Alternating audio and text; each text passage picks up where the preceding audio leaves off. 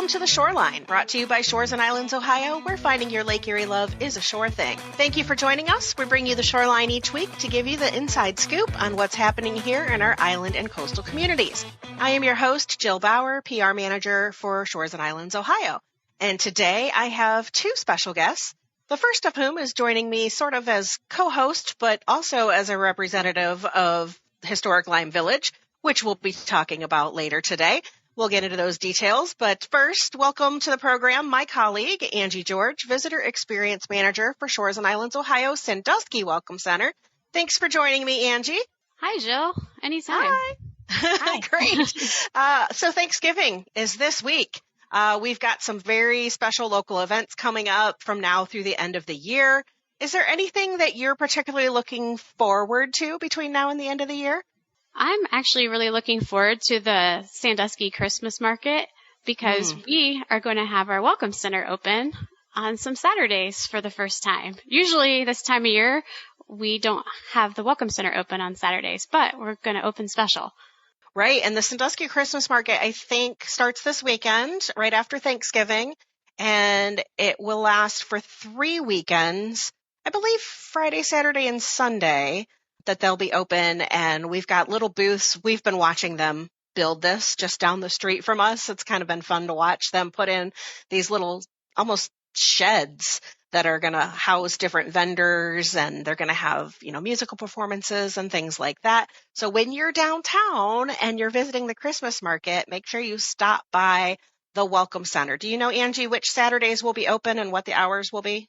Yes. So right now we're open Monday through Friday. Our normal hours are 9 to 5 p.m., Monday through Friday. Then Saturday, November 29th, and then December 7th and December 14th, we are also going to be open 11 a.m. to 3 p.m. Oh, those are really special hours. Yeah, so that's perfect while people are enjoying the market or if they come down for lunch. We actually have some really great Lake Erie Love and Shores and Islands merchandise in our Welcome Center, so people can grab those items for holiday gifts. What kind of items do we have down there in the Welcome Center available? We have some items on consignment from some other vendors. We've got magnets. We also have postcards. We have some merchandise like sweatshirts, and we have blankets, pillows, little throw pillows. Oh, wow. We've got a lot of really cute things. I act like I'm surprised. I go down there all the time, but it's really nice that we have the clothing and some of the things are from Sweetums. They are a vendor out of Attica, Ohio, I believe. And they have been providing us with merchandise that has our Shores and Islands, Ohio logo and also the Lake Erie Love logo. I think there's tumblers or water bottles or things like that as well. There's even pet items. Isn't there like little scarves? Yeah, there's these really cute scarves, and they come in all different sizes. So if you have a little tiny dog or even a really big one, you can find one in a size. You can outfit the whole family head to toe in Shores and Islands gear. We have some really great stuff down there. So you stop by when you're down at the Christmas market and purchase your gift items for the holidays. And of course, make sure that you check out all of the items that we have in the Welcome Center as far as information goes. We can point you in the right direction for fun things to do, other holiday gift ideas, ways to support local businesses this holiday season, and all kinds of great stuff in the Welcome Center. I should mention Small Business Saturday is the 29th of November. And so all of the merchandise that Sweetums sells is going to be 20% off that day, just that day. But we're going to have our prize wheel set up. So come in and take a spin on the prize wheel, win some Lake Erie Love swag and some little goodies. And then we're going to have hot chocolate and coffee. Those are going to be available all 3 weekends along with the prize wheel. Oh, that's really fun. So just another reason to stop by when you're in downtown Sandusky this holiday season. That'll be a lot of fun. So be sure to follow along with us this holiday season so that you don't miss any of these awesome events. You can find our events calendar and links to our social media platforms online at shoresandislands.com. Today on the podcast, we're going to talk about a historical attraction which is near and dear to Angie's heart. It's Historic Lyme Village in Bellevue. Experience the past as you tour the 16 buildings of this 19th century village. Tours of Historic Lyme Village include an 1880s Victorian mansion, a 1936 farm home, log homes, barns, a one-room school, a general store, and more. It's located just 4 miles south of the Ohio Turnpike. Lyme Village is open for regular tours from June through August, but they also host a number of special events throughout the year. So, Angie, can you tell the listeners what your connections to Historic Lyme Village are? Yes. So I actually have my degree is in history. I love history. I have a passion for it. And I love living history. So I started volunteering at Lyme Village a few years ago. I dress up in my Civil War clothes and we come out and cook in the cabin sometimes or do other interpretations for school groups and for other special events. And now I'm on the board. So it's been a really fun opportunity where I'm able to contribute both with Shores and Islands and helping with those connections and also with my hobby with living history. That's so fun. I have had, like, my son has been out to Historic Lyme Village for the school days. You probably talked to him. I have. Brian Shiflett from our West Welcome Center also has participated in those things. And I know that they've run into each other at that event. So I've talked to you about it as well, how much fun you have doing that historical interpretation and reenactment. And you barely break character. Like you're 1860s. Do you have a different name or do you still go by Angie?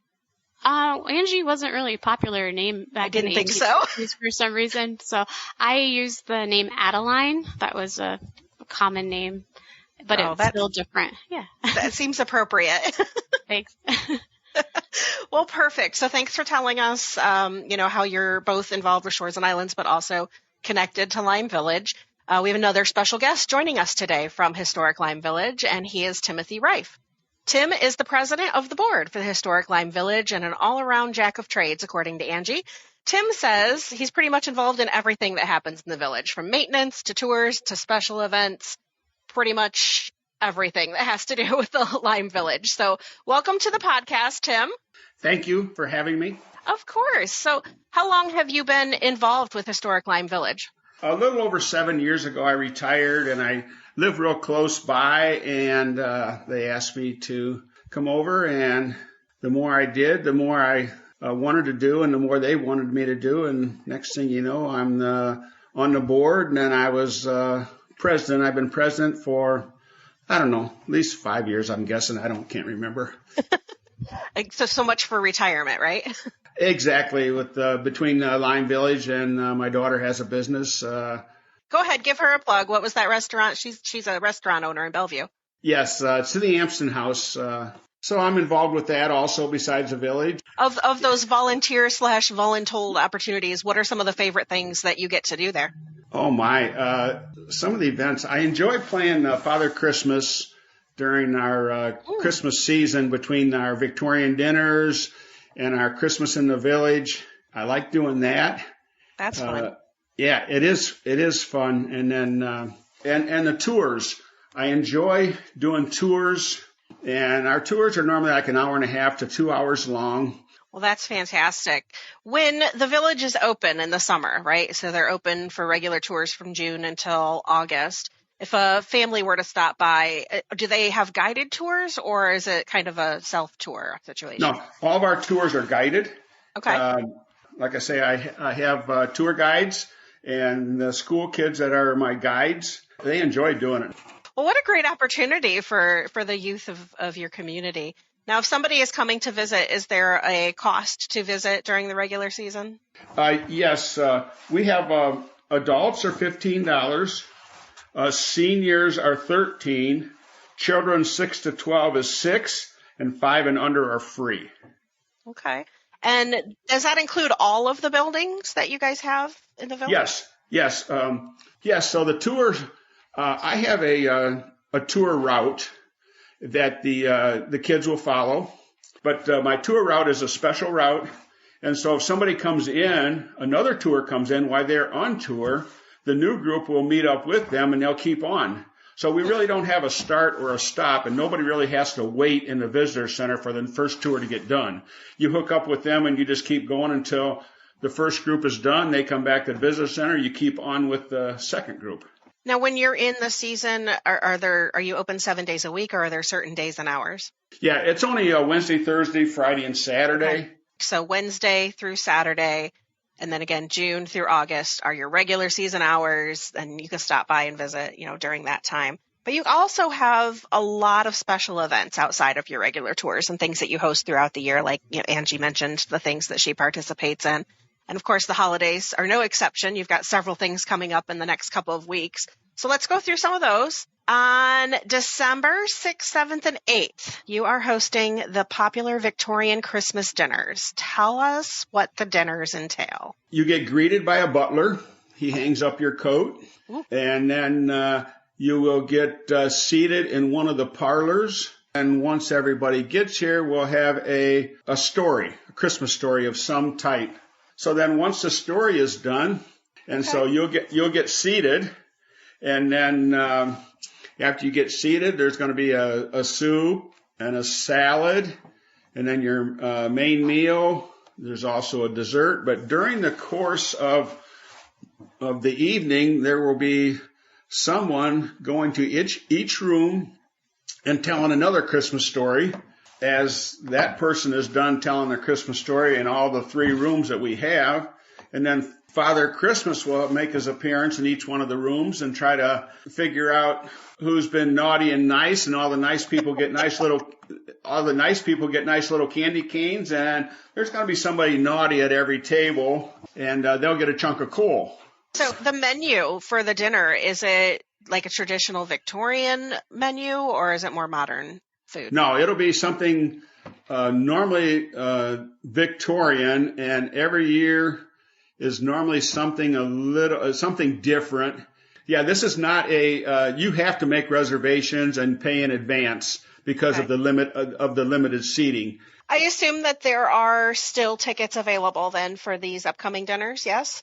Yes, Friday night is sold out, and we got about half left on Saturday night and about half on Sunday.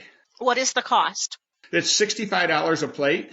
I actually got to come last year as a guest for the Victorian dinner, and it was a really great experience. It's in the Wright Mansion, which is this beautiful, beautiful brick mansion that was built in the 1880s. The museum is so fortunate to have this building right here on their property. It is just absolutely gorgeous, and it's going to be decorated for Christmas. I'm actually coming and helping decorate soon. So all the rooms will be really pretty decorated. You start out with music. You get to hear lovely music playing in the parlors. So you really get to feel like you're stepping back into that Gilded Age in the 1880s. You have your own personal server standing behind you, waiting on you hand and foot while you're eating dinner. Okay, so something else. The maids actually serve the meal. And if you have a table, I'll use this as an example. If you have a table of 8, you have 8 maids that walk around the table, and then you'll have a head maid, and whatever the head maid does, if she reaches down to give you a plate, all the rest of them follow suit and reach down to give the plate. The maids do not talk.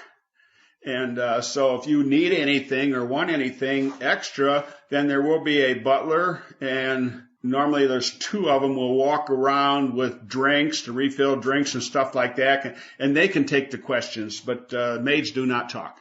Yeah, you really get a feel for what high society was like back in the 1880s for sure with this program. It sounds very formal. It is. Yeah, it's a lot of fun though.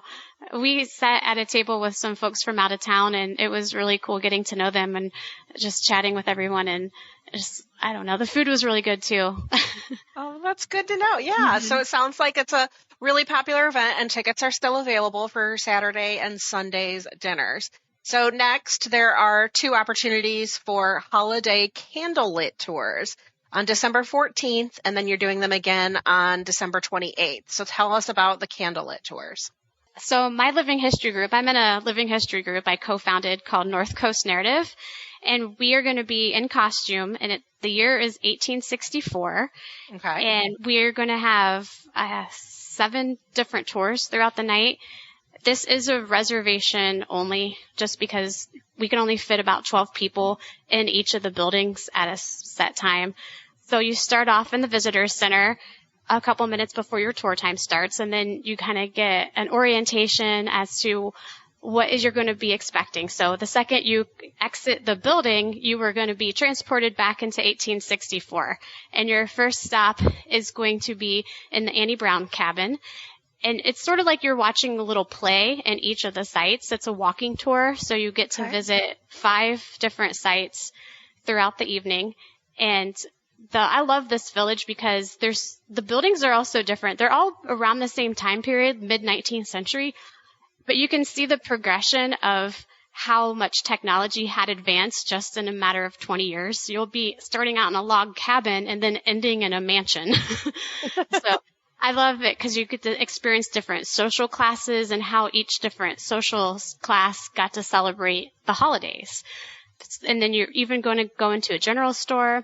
So yeah, each scene is like a little play. And each site will last about 15 minutes long. So you watch like a little play, and you can ask questions at the end if you want. Like if you have I was going to ask, is that interactive then? Can you talk to, your team, the interpreters, and ask questions about that, either that building or the way that they celebrated the holidays at that time period?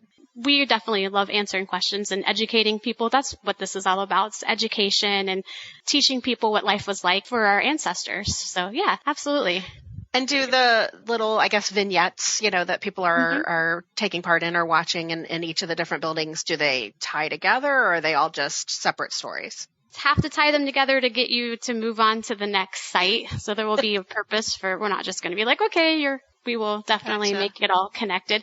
And at the end, you get cookies and hot apple cider and hot chocolate in the Carriage House Cafe. That's all part of it too.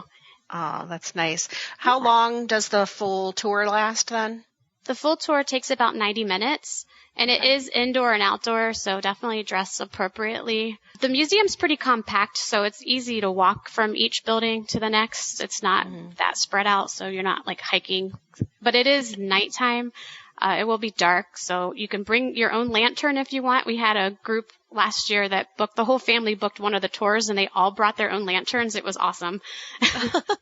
So yeah, if you feel like that, or bring a flashlight if you have trouble walking and you need to see, you can definitely bring a flashlight to help you out. I was going to say turn on the flashlight on your phone, but will the reenactors be like, what is that? Yeah, not in the buildings. But I've done this so many times in the night, and it's hard because our buildings, of course, don't have electricity, so they're all lit by candles or lanterns. And sometimes people will take a flash photo right when you're in the middle of your scene. Oh, no. And this bright light goes right in your face, but I don't know. I just block it out. I'm used to it. Yeah, you have to learn to kind of block those things out. So again, the tour's on December 14th and again on the 28th. What are the times for that, Angie? The first tour leaves at 5:20 p.m. The tours leave every 20 minutes, and the last tour leaves at 7 p.m. from the visitor center. And as you mentioned, you do have to make reservations to be on those tours because they're limited space on each guided tour. But there's 2 opportunities. So look, if you can't get in on the 14th, look at doing it on the 28th. You guys also have one more thing for the holiday season on Sunday, December 15th is Christmas in the Village. And that is from 1 until 5 p.m. Who wants to tell me about Christmas in the Village? I guess I can. So it's geared toward the children. And so we have an 1860-something schoolhouse, and the children can come into the schoolhouse, and they can sit down at the desk and write a Christmas list to Father Christmas. And then they walk across the yard to our 1824 post office, and they can mail the Christmas list. Yeah, the post office you were just mentioning. Yes. And then once they mail it, then they can walk around a few of the buildings, and then they can mosey on, and they get up to the mansion, and Father Christmas is in the mansion. And the child goes up to talk to Father. He already knows their name and what they want for Christmas. We have an elf in the post office, and we have an elf in the mansion, and somehow or another elves can communicate. And so I imagine that's really like magical to the children. Like, oh my gosh, I just wrote that down, and you know. That's really special. What ages of kids do you recommend for this event? Any of them, any of the kids, that can want something for Christmas, that can talk, and somebody can always help them fill out their Christmas list in the schoolhouse. And if they still believe in Santa, so whatever age group that is, that's the the group that we're kind of after. All right. Well, I'm in then because I still believe in Santa. I totally get it. All ages. And can you drop by any time between 1 and 5, or do you recommend people come at 1? The way the village is laid out, we call it like the inner circle. The buildings there will be open. So the schoolhouse, the church, 3 of the cabins, the Seymour House, the post office, the mansion, and then there'll be complimentary snacks and stuff in the cafe. So that stuff is what's going to be open. So it's on Sunday, December 15th. What is the cost to do Christmas in the Village? We've kept our costs pretty simple. So all of our events all have the same cost. Okay, I just realized I didn't ask Angie about the candlelit tours. So give us all the event costs. Yeah, all the event costs is $15 for adults. Seniors are $13. Children 6 to 12 is $6. 5 and under is free. We do have a group rate, 10 or 12 people and above, and that's the senior price if we have a group rate. Okay. Very good. And you require reservations. Do you require reservations on Christmas in the Village on the 15th? No, we do not require reservations. All right. So where can people go to find more information on the events, the hours, the costs, all of this stuff if they, missed any of this, and to make those reservations? The best place to go for information is lymevillage.org. Spell it out, Angie. LYMEVILLAGE.org. So Lyme with a Y. Also, reservations can be made the old-fashioned way over the telephone. The phone number is 419-483-4949. And Deanna, she is the administrative assistant. She will help you out. If she's not here, leave a message on her voicemail, and she will make sure that you get that reservation. You can also email Deanna at historiclymevillage@gmail.com. And you can email for reservation info right there as well, and she will hook you up. So many ways, and also a reminder, Historic Lyme Village is a great partner of Shores and Islands, Ohio. So if you can't figure it out, you can't get in contact with them, contact us. We will make sure that you get the correct information and we'll get you there. Angie manages our Welcome Center and our visitor services staff who answers the Shores and Islands phones, and we'll make sure that you guys get the right information and can get those reservations in. Is there anything else that I've missed that either one of you want to make sure that we mention? Got some exciting events coming up in 2025 as well. We've got a murder mystery tea on February 15th from 2 to 4. We also have storybook program, which is geared towards little kids, and that is May 3rd from 10 to 2. And then a Mother's Day tea on May 10th from 2 to 4. Perfect. And I'm sure we'll have those events listed on the Shores and Islands event calendar as well. All right. Well, thanks again. Thank you. Thanks to both of you for joining us on the Shoreline. And thank you for listening. If you enjoyed this podcast, please be sure to like and subscribe wherever you listen to podcasts so you don't miss a minute of the action here in Shores and Islands, Ohio. You can also find more information, including past episodes of the podcast, online at shoresandislands.com. And we'll see you next time on The Shoreline.